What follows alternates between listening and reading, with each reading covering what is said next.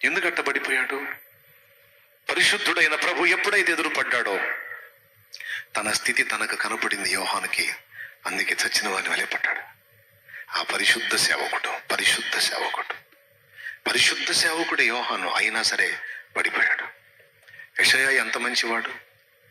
5 అధ్యాయాలు ఇశ్రాయేలు కోసం రాశాడు. 6వ అధ్యాయంలో అత్యున్నత సింహాసనం మందు ఆసీనుడై ఉన్న వాడిని చూశాడు.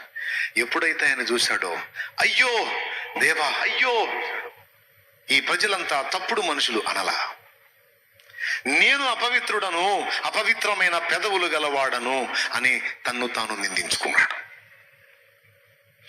తన్ను తాను ఎప్పుడైతే తన తప్పుని గుర్తుపట్టాడో అప్పుడు దూత కారుతో నిప్పు తీసుకొచ్చి అతని పెదవులకు తగిలించి, ఇదిగో నీ పాపం పరిహారమైంది అన్నాడు.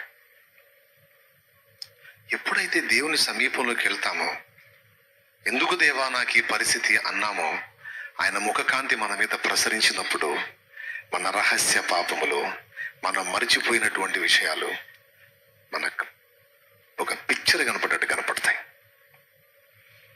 అప్పుడు మనం ఏం చేయాలి తెలుసు? అయ్యో దేవా, నన్ను క్షమించు ప్రభా, నన్ను మన్నించు. ఇదే మాట ఏబన్నాడు.